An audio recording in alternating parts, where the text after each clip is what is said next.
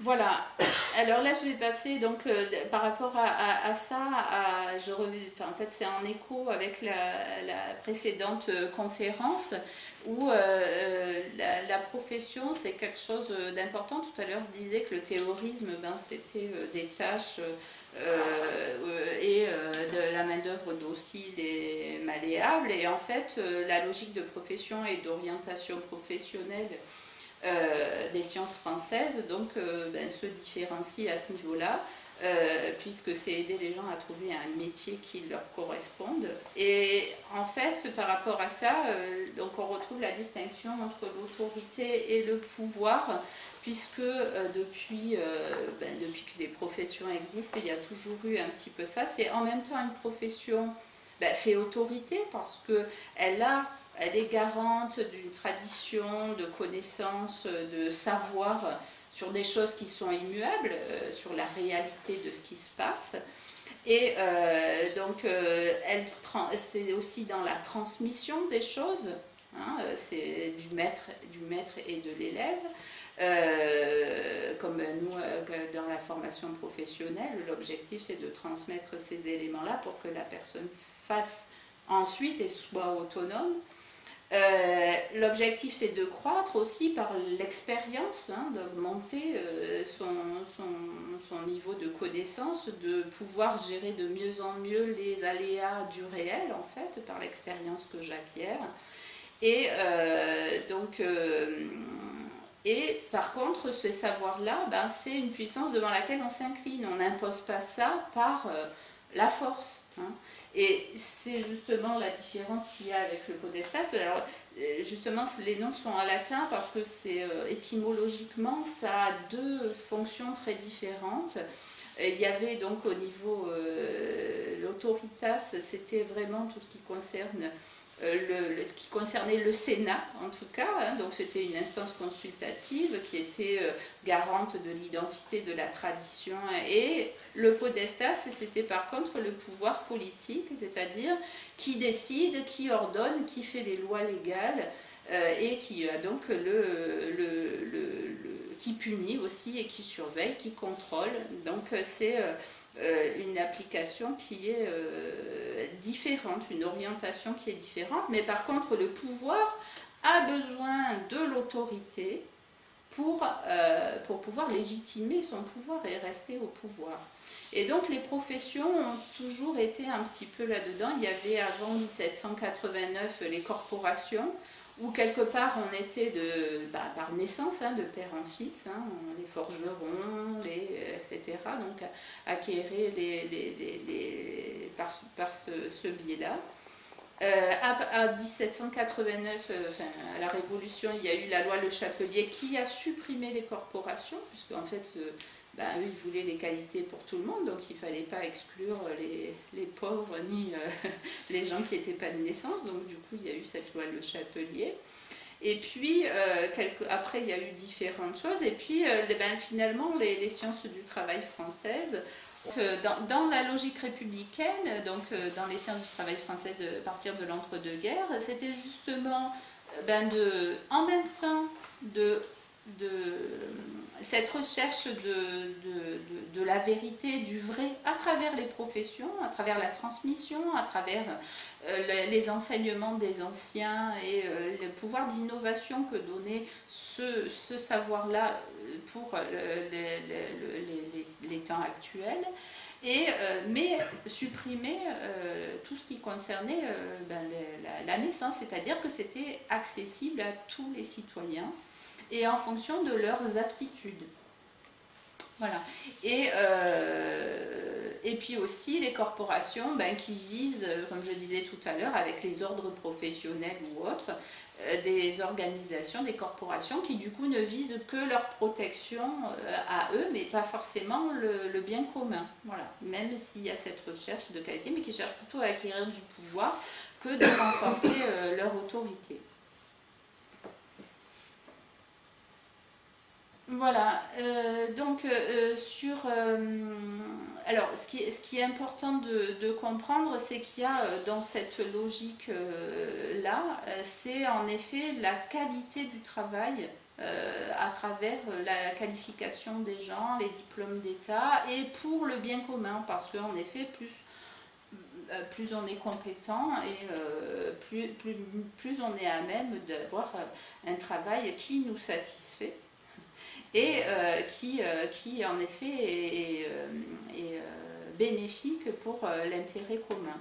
Et donc, on définit d'ailleurs les professions par le fait qu'il y a cette transmission-là, par le fait que c'est un ensemble aussi de règles morales par rapport à autrui.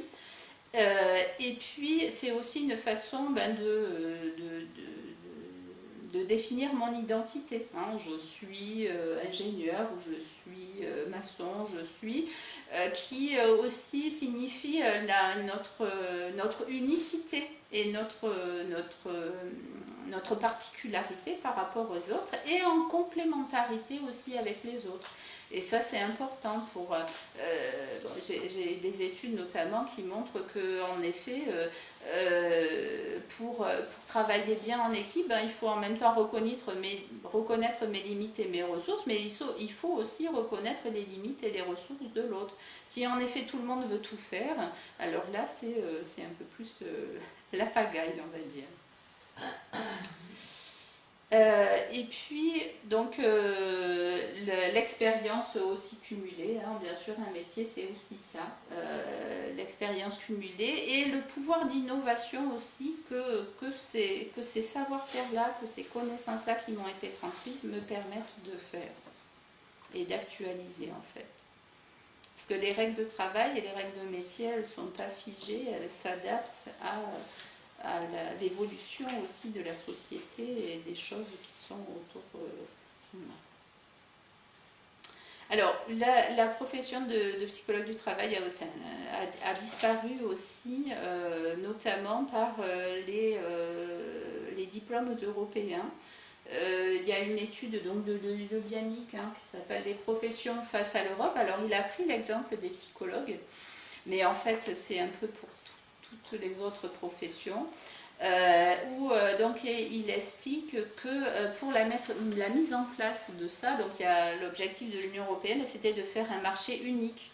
Et un des quatre piliers, c'était la libre circulation des personnes et des compétences. Donc du coup, il voulait faire des diplômes qui soient reconnus dans tous les pays de l'Union européenne.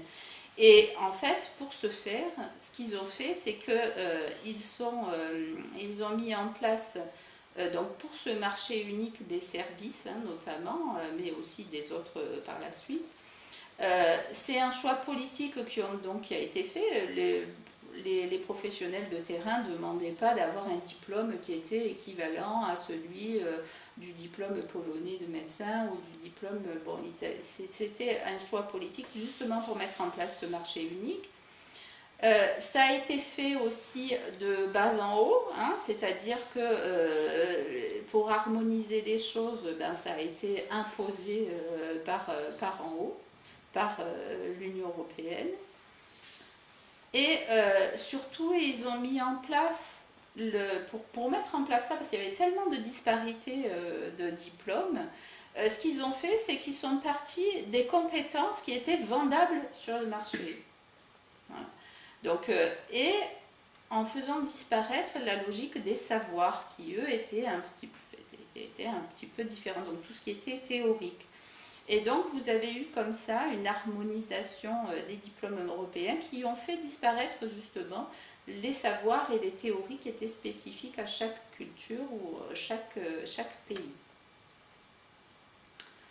Donc, parce que la logique était en effet que ces compétences soient ensuite utilisées pour les marchés. Voilà, donc en fait, alors j'ai mis la France avait résolu le problème des nuisances. Non, on ne peut pas non plus réduire toutes les nuisances, mais c'est vrai que ce projet d'aider les gens à développer les talents parce qu'un des besoins fondamentaux, ben, c'est en effet de se sentir efficient et utile, etc. Donc d'aider les gens à trouver des métiers qui correspondent et aussi en fonction de leur évolution, parce qu'en effet il y a des choses qu'on aimait bien faire quand on était jeune, mais après quand on est plus âgé, ben, c'est plus les mêmes besoins, etc. Ou quand on a eu un accident, ben, c'est pareil. Donc voilà, cette possibilité-là était quelque chose d'important et a fait baisser énormément les problèmes de santé au travail, hein, progressivement. Voilà, donc c'était en effet en renforçant le pouvoir d'autodétermination des gens, hein, de trouver des formations, des professions, etc., qui